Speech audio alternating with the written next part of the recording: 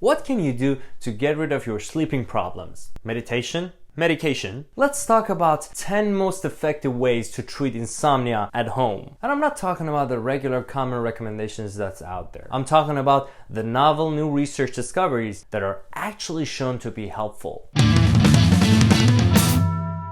Hello everyone and welcome back to Chatterdocs. I'm Dr. Tor and I'm an internal medicine physician. Today we're going to talk about a major problem that many of you are experiencing or at least have experienced before. Insomnia. But before diving in, if you're new here, please consider subscribing and also turning on the notification so you'll never miss anything. Sleep is essential for your health, and lack of sleep can cause physical and mental illness. Research has shown that helping people with the quality and quantity of their sleep could be one of the most effective ways in treating anxiety disorders and depression. In one study, it was concluded that 87% of the subjects with depression were experiencing major improvements in their symptoms after their insomnia was treated. Between 10 and 30% of adults have insomnia at any given point of time, and up to half of people have experienced it in a given year. In fact, you might be watching this at 2 a.m. in your bed, which kind of puts you in that group. Ideally, you should be falling asleep within 10 to 20 minutes, but if getting shut-eye is getting harder and harder, you're not alone. People usually experience it in different forms. They may have difficulty falling asleep, staying asleep as long as desired, or they can't get a snooze without getting up in the middle of it. And it's typically followed by daytime sleepiness, low energy, irritability, and depressed mood. It may result in an increased risk of car accidents, as well as problems with focusing and learning.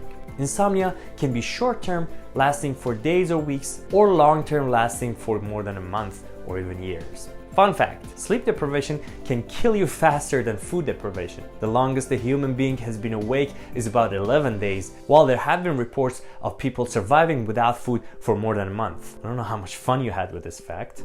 But here's the main question, how can we treat it? There are many ways to actually train your mind to have a better sleep. Like a muscle that strengthens with practice, sleeping is a skill we can all develop. In fact, the effects of these practices will last longer than medication. Hypnotic medication are only recommended for short-term use because of their side effects and also developing dependence with rebound withdrawal effects after stopping them. Sleep hygiene basically means going through a routine that trains your body and brain to know how to have a good sleep. To start the sleep cycle, we should trigger our autonomic nervous system, which is basically not under our control. So developing an internal habit is key here. Many theories are out there related to sleep hygiene to help us have a better sleep. I'm going to touch upon the older ones briefly and also talk about the more novel findings. Number 1, set sleep schedule. I know this sounds a little corny, but if you have trouble sleeping, you better go to sleep and wake up around the same time every day. As an adult, you need 7 to 9 hours of sleep each night, and you better have it all at night. Number 2, have a bedtime routine like shower, book, milk, sleep, or shower, sex, milk, sleep, or shower, sex, and no sleep. Good for you. But seriously, research has shown that having orgasm before sleep through either sex or masturbation can increase the quality and length of sleep. Number 3, avoid long daytime naps. Post-lunch sleepiness is a real thing. You may naturally feel a dip in alertness around 2 p.m. If you're sleep deprived and you feel that you absolutely need it, limit it to less than 30 minutes or you'll f up your night's sleep. Number 4, no screen 1 hour before bed. Instagram, TikTok, news, Netflix, or YouTube is too much sensory data for a brain which is trying to switch off. Fun fact, the bluish color tone in the screens is more associated with the waking state, just like the morning sky is, and the yellow-red range has a more calming effect. So if you absolutely must use your phone or tablet before bed, like you have to chat with your girl or you'll get into trouble tomorrow, make sure you change the following settings in your device. Use night shift mode. This will change the device's color tone to yellow range at night. Use dark mode. This means less bright lights. Turn down brightness to minimum and turn off the notifications. Number 5, regular exercise. Do you know why our ancestors never had sleeping problems? Because they had to chase their food and they got fucking exhausted by the end of the day. For me and you, who spend all day behind the screen and never move our fucking butts, even 10 minutes of exercise a day help with a better quality of sleep. Remember, exercising too late at night can get you into beast mode and delay falling asleep. Number 6, increase exposure to bright and natural light during the daytime and avoid bright light in the hours before bedtime. This may help promoting a sleep-wake schedule in your body. However, this could be tough for the fellas who work at night shifts. In fact, there's a whole disease called shift worker sleep disorder named just for these poor people. These poor people. If you have shift worker sleep disorder, have bright light in your work environment. You can use a light box. Wear sunglasses when leaving work to minimize sun exposure. Use heavy shades for sleeping to create a dark environment. Ask family and other live-in companions to reduce noise by using headphones to watch television or listen to music. Number 7, relaxing activities before bed will reduce physiological arousal and promote falling asleep. You can go liberal here and choose something that you personally feel good about. Here are some recommendations. ASMR, which stands for Autonomous Sensory Meridian Response, is basically a feeling of euphoric tingling and relaxation that you get from listening to something or watching something. The internet is full of weird ASMRs like rubbing pubic hair or eating Gucci shoes or 5 minutes of Ron saying "fucking hell Harry." And yes, they're all real stuff. I'll put some links down below in the descriptions to good ASMR channels. Read a few pages of a book.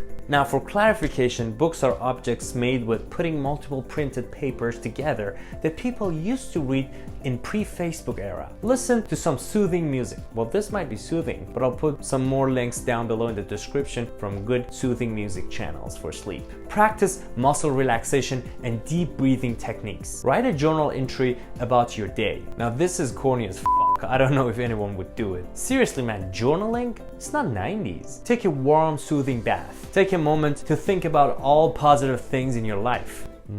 Bills, my crazy boss, my crazy girlfriend, pandemic. You know what? It. Just skip to the next one, man. And finally, you can practice meditation. Studies have shown that meditation appears to help your day-night rhythm, improve your performance, and surprisingly, it can decrease your total needed sleep time. On the other hand, continuing important work activities or planning shortly before bedtime has been shown to delay falling asleep. Number 8, sleep environment. Sleep environment must be quiet, dark, and cool. Earplugs, blackout curtains, or eye masks could be very helpful. Also, spending less time in bed results in deeper and more continuous sleep, so use your bed only for sleeping and maybe getting late if you're lucky. Number 9, what to eat.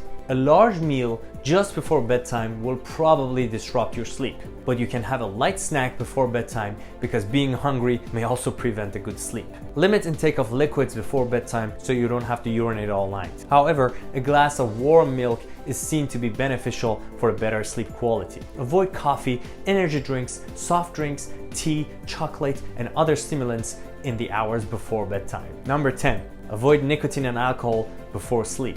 Although alcohol can induce sleepiness initially, when it's metabolized in your body, it will cause arousal and therefore disrupting and fragmenting your night's sleep, especially in the second half of the night. Fact: does weed help with sleep? The effect of marijuana on sleeping is still controversial. Some people may enjoy indica weed before bed and sleep well, while others may react differently to the same stuff. If you have tried everything and you still can't sleep, you should seek medical help from your physician or go to a sleep clinic. About 6% of people have insomnia that is due to an underlying cause like psychosocial stress, sleep apnea, chronic pain, heart failure, hyperthyroidism, heartburn, restless leg syndrome, menopause, or certain medication. You may be advised to go through cognitive behavioral therapy or a period of medication therapy. There are different choices of medication such as antihistamines like Benadryl, melatonin, antidepressants like trazodone, benzodiazepines like Klonopin and Xanax, or other sedatives like Ambien or Zolpidem. But it's important to let your doctor decide whether you need medication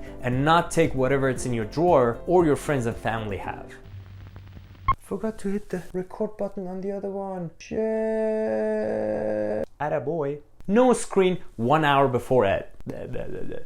Thank you for watching. If you like this video, please don't forget to smash the like button. Also comment below and tell me if you're a good sleeper or a bad sleeper. Don't forget to subscribe to this channel right here and watch my other videos right here.